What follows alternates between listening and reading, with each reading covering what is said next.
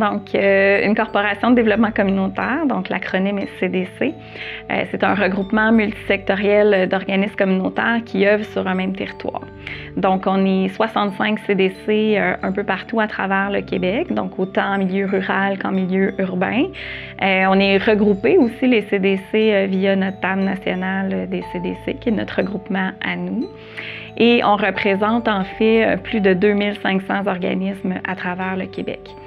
Donc, en fait, multisectoriel, quand on parle de regroupement multisectoriel, ce que ça veut dire, c'est des organismes vraiment de secteurs très diversifiés.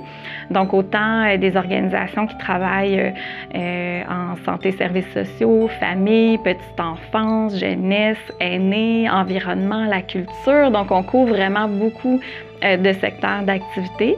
Notre particularité, c'est d'arriver à développer une vision commune puis une lecture globale des enjeux sur un même territoire. Donc, notre CDC à nous, ça couvre la MRC Roussillon, donc les 11 municipalités du territoire, avec autant de diversité donc dans nos organismes aussi. Et on travaille donc collectivement pour développer cette lecture commune-là. Le fondement de nos actions, c'est vraiment la justice sociale. Donc, on veut, à travers ce qu'on met en œuvre comme action, on vise l'amélioration de la qualité de vie des citoyens et citoyennes. Donc, c'est vraiment les fondements de notre action. Donc, plus d'autonomie, de prise en charge collective, de dignité de la personne humaine, d'équité. Donc, c'est vraiment ce qui va diriger, dans le fond, nos actions puis nos projets. La CDC Roussillon, on est une toute jeune CDC, donc on a été fondée en 2012 et on a quand même connu des débuts très lents parce qu'évidemment, on met sur pied une organisation, on n'a pas nécessairement l'accréditation de notre regroupement en premier lieu, puis ensuite l'accès à du financement qui nous permet de pouvoir accomplir notre mission pleinement. Donc, il y a eu des petites interruptions de services entre, disons, de 2012 à aujourd'hui. Donc, ça a été... mais là, on peut voir l'avenir sous un bon œil parce qu'on a eu la confirmation d'un financement à la mission. Donc, c'est tout nouveau, c'est tout récent, mais on va pouvoir avoir une meilleure perspective pour les jours à venir. Pour moi, la Corporation de développement communautaire, ça permet de nous réseauter parce que chaque organisme communautaire, de par sa mission, représente un peu un besoin de la société, soit individuel ou collectif. Donc, on est des maillons de la société. Donc, si on veut faire un tissu social plus solide, il faut se réseauter. Au lieu de travailler en silo. Donc pour moi, je vois ça important que les organismes se connaissent, savoir plus qu'on se voit, plus qu'on se connaît individuellement, mais qu'on va connaître aussi la diversité des services qu'il y a dans notre communauté.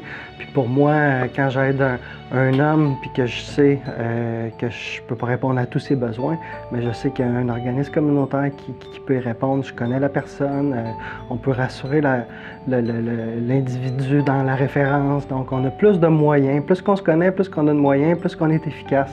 Parce que quand on reçoit des gens, c'est rare qu'ils arrivent avec une problématique. Donc, puis c'est pas à nous de travailler toutes les problématiques. Donc, plus qu'on a des liens, plus qu'on est efficace, je pense, dans notre support auprès des gens. Je vais donner un exemple. Une fois, j'étais dans une assemblée des membres de la CDC, puis le directeur du centre communautaire à Châteauguay. On parle ensemble, on dit « Tiens, je pourrais te donner des certificats pour tes gars qui sont plus dans le besoin. Comme ça, ils pourraient venir à la boutique, puis des certificats cadeaux, puis ils pourraient dépenser à la boutique. » Donc, j'ai trouvé ça une belle initiative. Ils nous ont remis des certificats cadeaux, ce qui nous a permis, quand on est en face de quelqu'un de démuni, qu'on dit « ben t'as pas de linge, t'es dans la rue, donc on peut te donner quelques certificats, tu vas au centre communautaire, puis tu peux t'acheter des vêtements de base. » Fait que ça, j'avais trouvé ça une belle initiative, puis c'était pas prévu. Fait que c'est comme ça, je pense qu'en se réseautant, en se connaissant, on veut rendre des services, on veut aller vers la population. C'est comme moi, plus que les gens me connaissent, ben si quelqu'un arrive dans un organisme pour d'autres besoins, puis il y a un problème de violence qui est perçu, ben ils peuvent nous le référer plus facilement quand les gens ils connaissent ce qu'on fait, sont capables de l'expliquer. Donc ça facilite beaucoup le travail, nous, qu'on a avec les gens, je crois.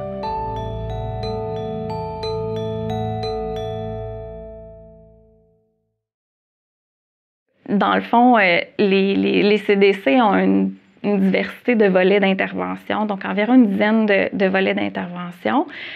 Une des premières choses, c'est la concertation. Donc, c'est un de notre mission première, si je peux dire. Donc, c'est vraiment de rassembler, réunir, concerter les organismes communautaires pour favoriser une cohésion, dans le fond, entre les organismes. Donc, ça va passer beaucoup par notre vie associative, donc tout ce qui est assemblée, formation, 5 à 7, les comités de travail aussi, donc issus de notre plan d'action, il y a différents comités de travail qui se mettent en place et qui permettent de travailler encore là de façon globale, ensemble, sur des enjeux qui nous préoccupent, sur nos priorités à nous. Il y a le volet information aussi. Donc, on est, la CDC, une source d'information importante à la fois pour nos membres, mais aussi pour nos partenaires. Donc, par exemple, la CDC Roussillon, on a une info CDC, donc qui est un peu comme une petite infolettre qui circule, qui permet à la fois de mettre en lumière les activités, les projets, les actualités concernant les organismes, mais aussi toute la sensibilisation sur les enjeux nationaux puis les enjeux locaux aussi. On a le volet, évidemment, travail en partenariat. Donc, on est vraiment un acteur important du développement social sur le territoire et on cherche à créer des partenariats, des collaborations avec différentes organisations, que ce soit la MRC, les commissions scolaires, le CIS de la Montérégie-Ouest. Donc, évidemment, on travaille en partenariat, bien sûr, avec les CDC qui sont voisines aussi. On a des projets en commun aussi qui se développent via ça. Il y a tout le travail de représentation. Donc, on représente et on défend les intérêts du milieu communautaire dans différentes instances. C'est le cas, par exemple, du comité territorial de développement social. Donc, encore une fois, on va venir représenter les intérêts du milieu communautaire et travailler, faire en sorte d'assurer un leadership et un dynamisme dans le développement social sur notre territoire, notamment via la politique de développement social, qui est un outil qu'on s'est donné collectivement avec d'autres partenaires pour pouvoir agir ensemble sur le développement social. Il y a la question de la promotion. Donc, évidemment, on tente de mettre en valeur le travail qu'accomplissent les organismes communautaires puis l'importance qu'ils ont dans le filet social sur notre territoire. Donc, on va vraiment, que ce soit par différents outils de diffusion, d'information, de communication, on va mettre en valeur ce travail-là. La formation aussi, ça fait partie des volets d'intervention. Donc, c'est encore nouveau dans notre cas, mais on va surtout offrir, par exemple, journée de formation, journée de réflexion. On a fait appel il n'y a pas si longtemps au collectif pour un Québec sans pauvreté. Donc, on a pu réfléchir ensemble sur les enjeux reliés à la pauvreté, mais aussi le revenu de base, le salaire minimum à 15 $ de l'heure. On a eu des réflexions aussi sur la transformation sociale, donc notre rôle à travers ça. Donc, on tente de cette façon-là de soutenir nos membres puis d'outiller nos membres pour qu'ils puissent, qu'on puisse ensemble développer cette réflexion-là sur quel est notre travail, de quelle façon on peut agir ensemble sur les différents enjeux.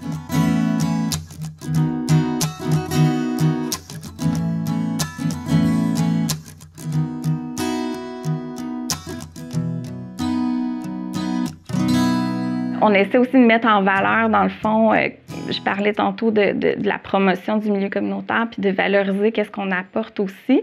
On suscite beaucoup la réflexion sur le territoire par rapport aux différents enjeux.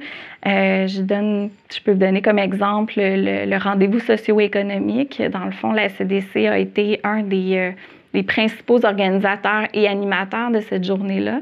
Donc, le grand défi de rassembler dans la même pièce des acteurs du développement économique, du développement social, des élus, des organismes communautaires, différentes organisations, qui ont chacun leurs priorités, leurs intérêts en lien avec le développement socio-économique, mais d'arriver à se rassembler, d'apprendre à se connaître, à réseauter, mais aussi de de trouver une façon de discuter de développement durable, de transport collectif, donc de différents enjeux qui nous concernent, mais de façon différente, donc d'apporter chacun son angle dans la solution à ça.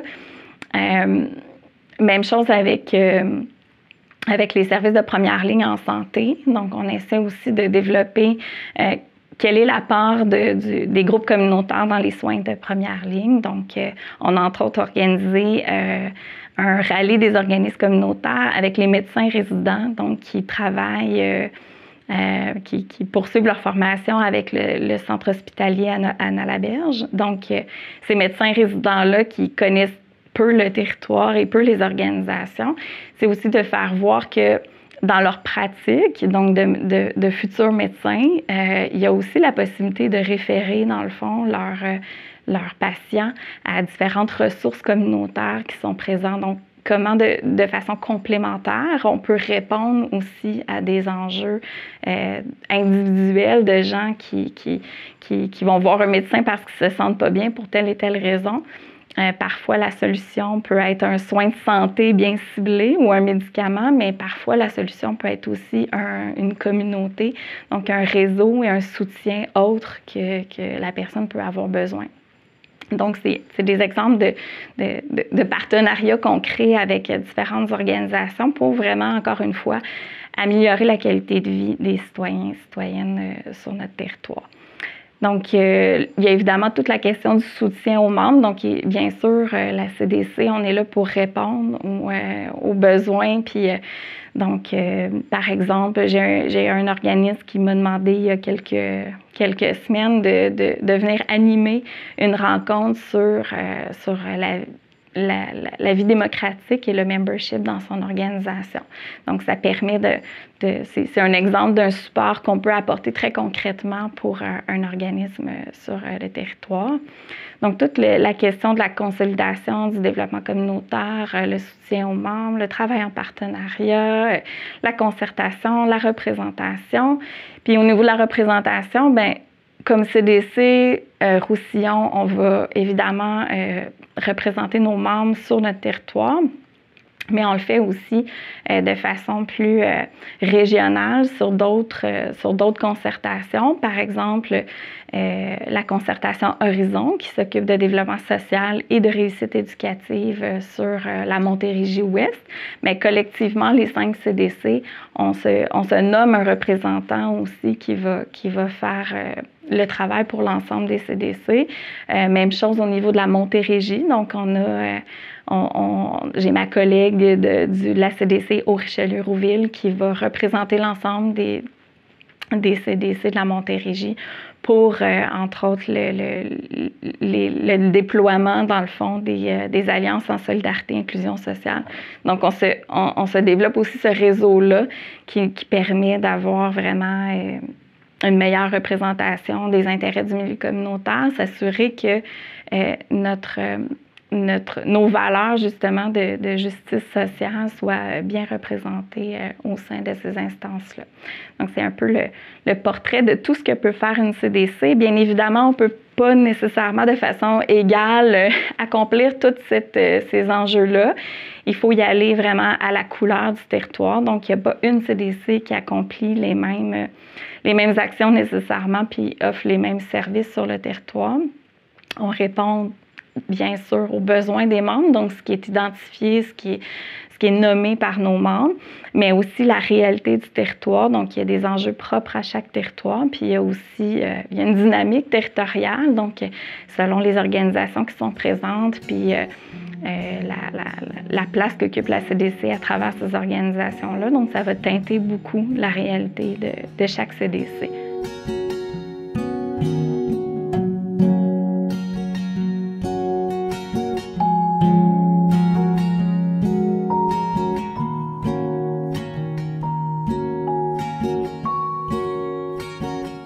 Évidemment, dans le cadre de notre travail comme CDC, on met beaucoup en valeur justement la très grande pertinence et le travail très important des organismes communautaires dans le filet social. On est souvent le dernier recours de de ce système-là qui est très, très défaillant. Donc, c'est sûr qu'on met en valeur ce travail-là, mais c'est à la fois un défi pour nous comme regroupement parce que, bien sûr, chacun de nos organismes membres travaille à répondre très urgemment aux services à la personne. Donc, il y a vraiment il y a des urgences, il y a des feux à éteindre. Donc, nos groupes se concentrent beaucoup d'énergie à éteindre ces feux-là puis à répondre de façon concrète aux besoins immédiats des personnes qui viennent cogner à leur porte. À la fois, ce que ça crée comme défi pour nous, c'est de proposer à nos membres un pas de recul par rapport à ces enjeux-là, parce que ce qui est commun à chacune de ces organisations-là, c'est les injustices, c'est les inégalités socio-économiques, c'est pourquoi a-t-on autant besoin d'avoir recours aux organismes? Il faut aussi se poser ces questions-là. Et quel est notre rôle comme organisme communautaire dans la transformation sociale pour faire en sorte de réduire ces inégalités-là, puis d'apporter des solutions collectives, de défendre des enjeux qui sont vraiment plus, je dirais, des enjeux nationaux, qui sont plus larges que nous, mais d'avoir une réflexion sur la justice sociale, la justice alimentaire, la justice fiscale. Donc, c'est là notre défi comme regroupement, donc d'encourager nos groupes à porter cette réflexion-là qui est plus large que la mission de chacun, dans le fond, puis le secteur d'activité. Donc, que ce soit un organisme en logement, en sécurité alimentaire, qui vient en aide aux femmes, aux aînés. Ce qui nous rallie, ce qui nous unit, c'est cette possibilité-là d'avoir un regard collectif sur des enjeux qui débordent de chacune de nos missions. C'est sûr que quand on fait la nomenclature des types d'organismes communautaires de par leur mission, c'est sûr qu'au sein de la CDC, dans les 44 membres, il y en a une majorité qui sont en santé et services sociaux. Peut-être les plus gros organismes sont en santé et services sociaux. Par contre, la pertinence d'avoir justement des organismes autres qu'en services sociaux, comme moi par exemple, je suis en services sociaux, mais les autres comme en environnement ou dans d'autres problématiques, en défense des droits, en logement, ça nous permet d'avoir aussi une meilleure lecture de ce que nos clients, nos bénéficiaires, les hommes qui viennent dans mon cas peuvent vivre. En environnement, quand même bien que ce n'est pas une difficulté au niveau de la santé ou quoi que ce soit, l'environnement, ça nous concerne tous. Donc, ça en prend des organismes qui nous offrent des lieux où on peut aller se ressourcer, qui ont des initiatives pour essayer de garder un environnement plus sain possible, donc pour le bien collectif. Donc, je trouve que de connaître. Moi, ça fait une vingtaine d'années que je suis sur le territoire, puis je découvre encore des organismes, justement, au-delà de ce dans quoi j'étais, qui était plus orienté santé, services sociaux. Puis je trouve ça important parce que leur mission est aussi importante que la nôtre, même si l'objet n'est pas la même. S'ils sont en vie, c'est qu'ils ont une cause, puis la cause est pertinente, là. Donc, de pouvoir tous se supporter, de se regrouper. Les organismes communautaires, on a tout un enjeu commun, là, qui est le financement. Donc, de se rassembler, de pouvoir avoir une cohérence entre les organismes, peu importe la mission, d'avoir une cohérence c'est ça, une cohérence, d'avoir une meilleure lecture de tous les enjeux possibles dans la MRC. Ça nous permet de faire de meilleures représentations aussi auprès des bailleurs de fonds, auprès des législateurs, auprès des conseils de ville et du gouvernement, tout ça. Puis je pense qu'ensemble, on est plus fort que seul chacun dans notre coin, là. Donc, je trouve ça important parce que tous les groupes communautaires vivent la même réalité de toute façon en ce qui a trait à l'organisation. Tu sais, en environnement, c'est pas des gros il n'y a pas beaucoup de gens, il n'y a pas beaucoup de moyens, donc ils ont à faire avec pas beaucoup la même chose que nous. On reçoit beaucoup de bénéfices, on reçoit beaucoup d'hommes, mais il faut faire avec pas beaucoup. Fait qu'on on vit la même réalité, tout le monde. Puis ensemble, ça nous permet pas de nous consoler, là, mais de voir qu'on n'est pas tout seul, puis de se donner des moyens, puis de partager des ressources.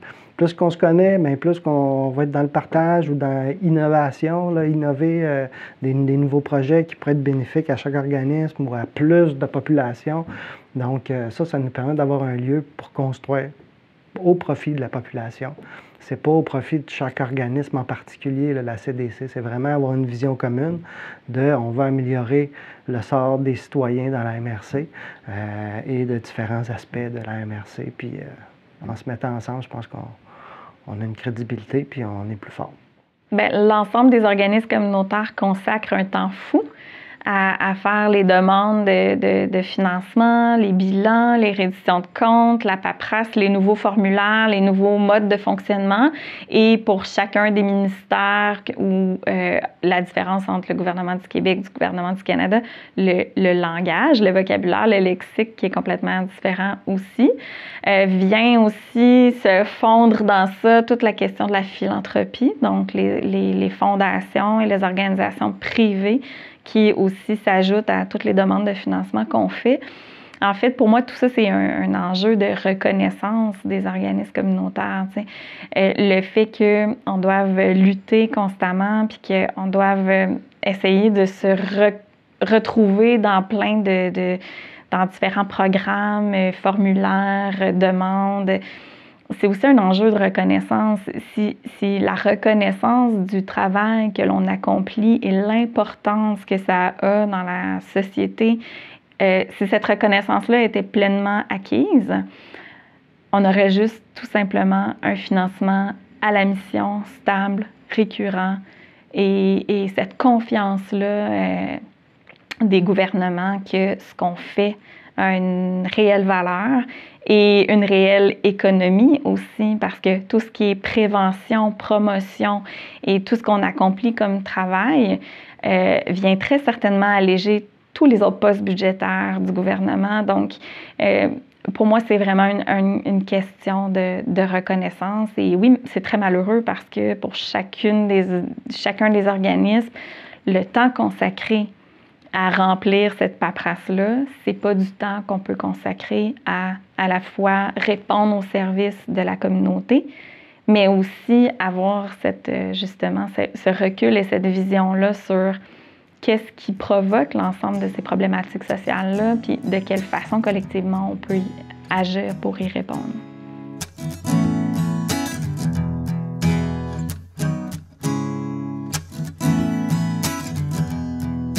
C'est quelque chose de difficile à défendre, mais le développement social, c'est du développement économique aussi.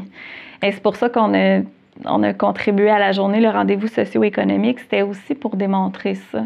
Donc, on a une réelle contribution au développement économique comme organisme communautaire, mais aussi les vrais chiffres, c'est que $1 investi dans le milieu communautaire, c'est une économie de 7 $. C'est très concret pour la société ce que ça permet. Parce que oui, une personne qu'on peut accompagner, ben ça va sauver des coûts dans le système de la santé, dans le système de l'éducation. C'est une réalité. Mais c'est quelque chose de très difficile à vendre parce que on n'a pas tous les chiffres nécessairement puis toutes les statistiques qui viennent avec ça.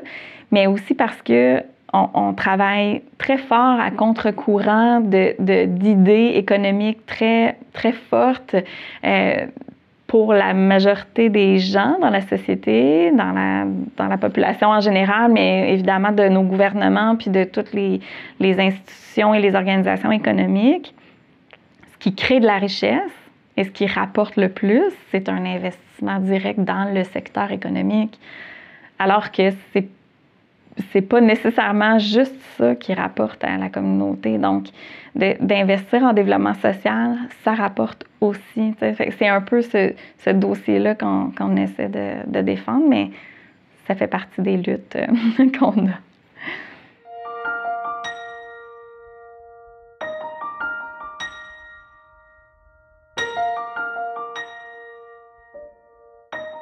Bien sûr, sur plusieurs enjeux, plusieurs dossiers qui nous concernent, il est souvent question de lutte, de défense des droits.